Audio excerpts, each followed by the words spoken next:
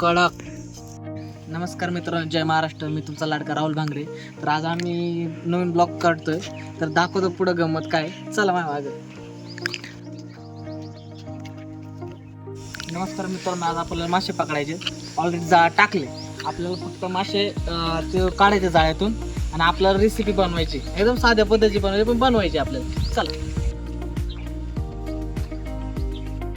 बघू शकता इथं जाळ आपण लावलेलं आहे.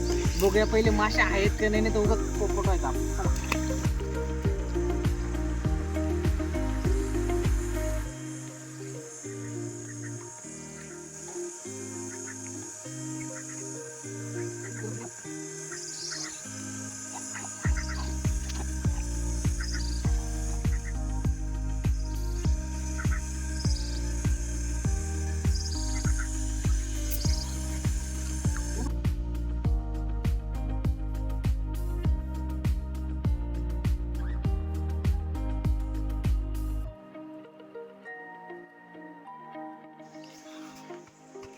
नमस्कार मित्रांनो, बघा आपल्याला एवढे मासे भेटले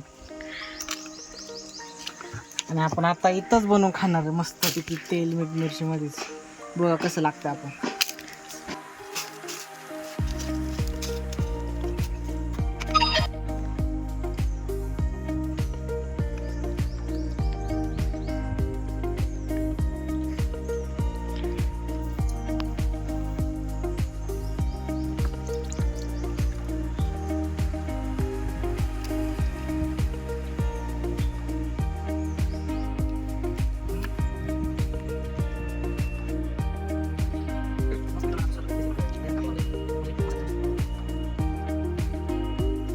नमस्कार मित्रांनो, फक्त हळद मीठ आणि मिरची मध्ये आपण करणार आहे.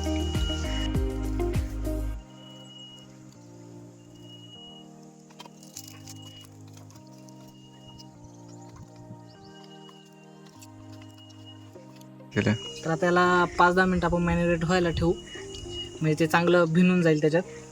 तोपर्यंत आपण चूल वगैरे पेटून घेऊ.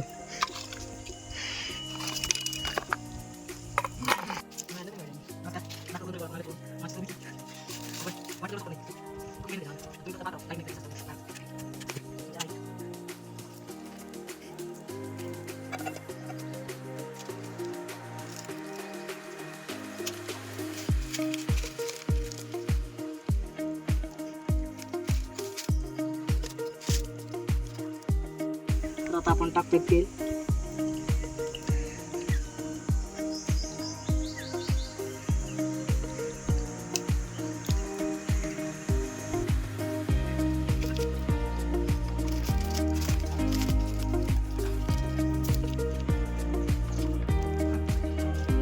आपण जे मॅरिनेट केलं होतं ते आता आपण त्यावर टाकतोय.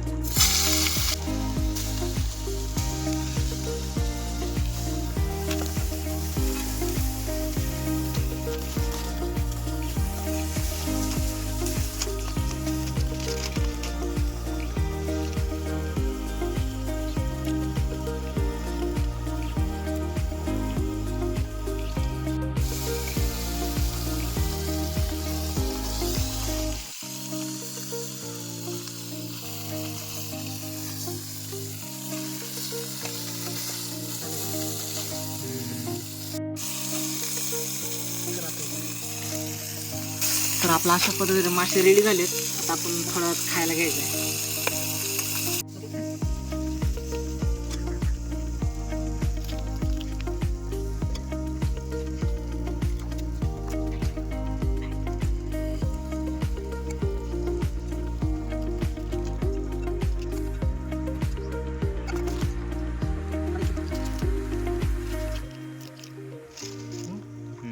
तर रेडी आहे आपला फिश फ्राय.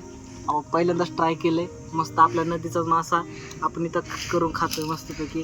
असा अनुभव घ्यायला ना हे गावाकडल्या पोरांना जमतो. तिकडे तुम्ही सिटीत किती पैसा कमवा, किती काही करा, असं सुख नाही कुठे बी जा. आता तुम्ही किती पैसा कमावा भाई, शेवटी तुम्हाला शिळं भेटणार आहे. मासं 2 दिवसाचं असणार बर्फातलं, ते का उपयोग आहे. इथं ताजं खातोय भाई फ्रीमध्ये, कारण निसर्गाने तेवढं दिलंय आम्हाला, म्हणून आम्ही एन्जॉय करतो भाई. तुम्ही पैशानं जळवा, आम्ही तुम्हाला असंच जळवतो. विषय खोल. आता या खायला कसं लागतं बघा. बघा कडक पैसा वसूल. तर मित्रांनो, सगळे जण पार्ट्या वगैरे करतात जंगला बिंगलामध्ये, त्यांना आवडतं वगैरे, सगळं ठीक आहे, करा पार्ट्या, त्याबद्दल काय म्हणत नाही. पण पार्टी झाल्यानंतर तुम्ही जे केलंय, जाळ वगैरे केला असेल ते सगळं विझवत जा. कारण का जंगल किंवा गवताला जर आग लागली तर अख्खा डोंगरचे डोंगर पेटले जातात, वन्य प्राणी असतात. आणि आता कसं झाडपालाचा बिया वगैरे पडलेल्या असतात, कारण त्यांना परत उगायचं असतं म्हणून ते मरून जातात ते जाळापोळामुळं. याची खरंच तुम्ही दक्षता घ्या. डोंगरचे डोंगर पेटलेले दिसतात आपल्याला, की कोणीतरी असं म्हणजे मुद्दाहून केलेलं असतं, काय कोण अनावधानानं झालं असतं. पण जाळपोळ शक्यतो टाळा डोंगराला, कारण तेच एक आपल्याला एक माया देतं, एक आईसारखी माया देतं. आणि त्याचं जर तुम्ही असं करत असाल तर हे उचित नाही. त्याच्यामुळं जिथं पार्टी वगैरे केली असेल किंवा चुकून आग लागली ते विजवायचं तरी. अशा पद्धतीने आपला ब्लॉग समाप्त होत आहे. भेटूया पुढच्या ब्लॉगमध्ये. Tata bye bye.